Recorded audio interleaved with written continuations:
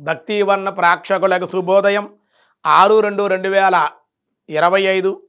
క్రోధినామ సంవత్సరం ఉత్తరాయణం శశర ఋతువు మాఘమాసం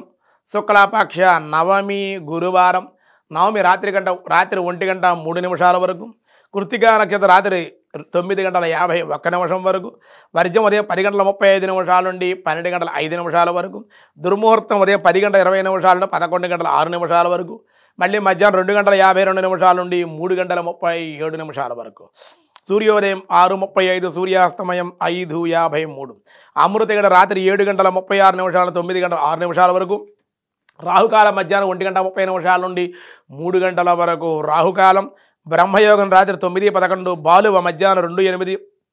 కవులవ రాత్రి 1:03 ఈరోజు మధ్వాష్టమి శుభ సమయం లేదు మధ్వాష్టమిగా చెప్పారు ఈరోజు దినఫలాల్లో ఈరోజు ముందుగా మేషరాశి వివాదాలకు దూరంగా ఉండడం మంచిది మానసికంగా ఒత్తిడి ఉంటుంది దేవతా ఆరాధన దైవ చింతన చేయడం వల్ల మీకు మేలు కలిగే అవకాశం వృషభ రాశి దూర ప్రయాణాలు రుణములు తీర్చుట శుభకార్యాల్లో పాల్గొనుట మిథున రాశి స్వల్పంగా అనారోగ్య సమస్యలు మౌనం వహించడం మేలు గురువుల దర్శనం దేవాలయ దర్శనం చేసుకోవడం అన్ని విధాలుగా మీకు మంచిది కర్కాటక రాశి కుటుంబంలో విరోధాలు గ్యాస్ట్రిక్ ట్రబుల్స్ అనారోగ్య సమస్యల చేత ఇబ్బందులు ఉండే అవకాశం దేవాలయ దర్శనాలు భగవద్ ఆరాధన మీకు ఈవేళ అనుకూల ఫలితాలు ఇచ్చే అవకాశం ఉంది సింహరాశి మంచి గౌరవము సన్మానాలు ధనలాభము వర్తమానాలు ఆదాయ వృద్ధి ఉంది కన్యారాశి ఈరోజు వ్యాపారంలో లాభాలు ఉద్యోగస్తుల స్థల మార్పులు కొంచెం ధన వ్యయం కూడా ఉండే అవకాశం తులారాశి శుభవార్తలు స్వల్పంగా ధనయోగము కానీ అనుకోని శుభకార్య లాభాలు ఆహ్వానాలు ఉండే అవకాశం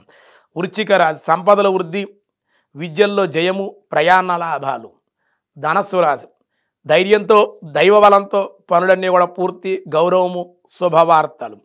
మకర రాశి ధనయోగము ఉద్యోగంలో మార్పులు లాభాలు బంధుమిత్రుల వల్ల మేలు కలిగే అవకాశం కుంభరాశి స్థిరాస్తుల అభివృద్ధి చేయుట సంతానం వల్ల విజయము శుభకార్య లాభం మీనరాశి విద్యలయందు అనుకూలత శుభకార్య జయము ధనయోగము అప్రయత్న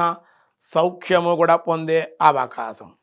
ఈరోజు విష్ణు సహస్రనామంలో వ్యాసాయ విష్ణు రూపాయ వ్యాసరూపాయ విష్ణవే వసవానుజ ఓం వసవానుజాయ నమః వసవ వసవు అనగా ఇంద్రుడు అనుజుడు అనగా తమ్ముడు అని అర్థం ఇంద్రుని యొక్క తమ్ముని యొక్క తమ్ముడని ఈ నామానికి అర్థం ఇంద్రుడి యొక్క తమ్ముడని అర్థం ఒక రకంగా చెప్పాలని అతిథి గర్భమున జన్మించుట చేత ఇంద్రునికి వసవానుడు తమ్ముడయ్యాడని పురాణ కథల్లో మనకి పురాణ తత్వంగా కూడా మనకి చెప్పబడుతుంది దేవేంద్రుడు అనగా ఇంద్రుడు అనగా ఇంద్రియాలకు అధిపతి అని